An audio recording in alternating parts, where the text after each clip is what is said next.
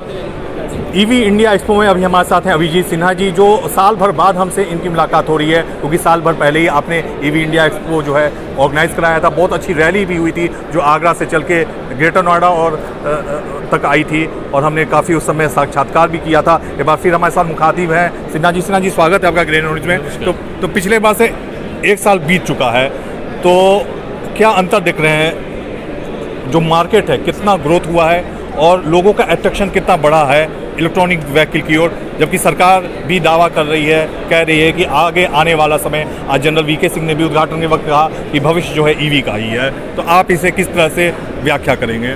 देखिए, किसी भी नई तकनीक को मार्केट में अडॉप्ट होने के लिए जो वक्त लगता है, उसके 2, 3, 4 बहुत बेसिक फेजेस होते हैं।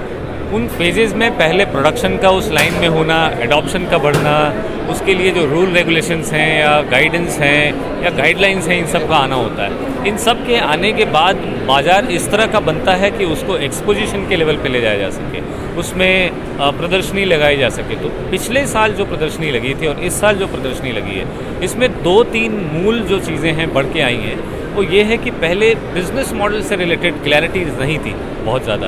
अब अलग अलग चैनल्स में, अलग अलग क्षेत्रों में और अलग अलग इकोसिस्टम्स में इन प्रोडक्ट को बेचने के लिए, ख़रीदने के लिए लोग काफ़ी प्रिपेयर होकर इन प्रदर्शनीज़ में आते हैं। सो ईवी इंडिया एक्सपो में पिछले साल प्रोडक्ट्स जितने आए थे और उसके पीछे जो इकोसिस्टम आया था, उसमें बेसिक बड़ा ख़रीदार हमारे देश में अभी भी सरकार खुद होता है। चार्जर खरीदना, गाड़ियों को खरीदना, धीरे धीरे रिटेल सेक्टर का इस पिछले 1 साल में जो उत्साह बढ़ा है, जो उनका इंटरेस्ट बढ़ा है, उस इंटरेस्ट को अगर आप ऐड ऑन करके देखें तो अभी कॉलेजेस आ रहे हैं, ऐसे कैंपसेस आ रहे हैं जिन कैंपसेस के अंदर वो चार्जर लगाना चाहते हैं, ऐसी गाड़ियां हैं जिनको वो रिफाइनरीज़ के अंदर या ऐसे कैंपसेस में चलाना चाहते हैं जहां बाहर से तो डीजल और पेट्रोल की गाड़ियां आती हैं, लेकिन उस परिवेश के अंदर, उस प्रेमाइसिस के अंदर इलेक्ट्रिक गाड़ियाँ चलती हैं। और ऐसे बिजनेस मॉडल के बढ़ने से इन सब की खपत और डिमांड बहुत ज़्यादा बढ़ती है। जी बिल्कुल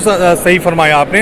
यहाँ के ग्रेटर नोएडा में भी 1-2 कॉलेजेस हैं जिन्होंने बाकायदा कंपनी से टाई अप किया है और वो मैन्युफैक्चरिंग कर रहे हैं अपने, जो उनका मैकेनिकल का इंजीनियर का जो वर्कशॉप है वहाँ पे।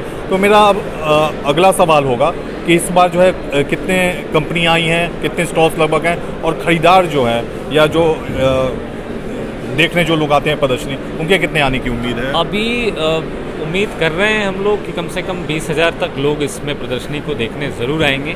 उससे ज़्यादा भी आ सकते हैं, क्योंकि पिछली बार प्रदर्शनी में हमने जो उम्मीद की थी उससे ज़्यादा लोग आए थे।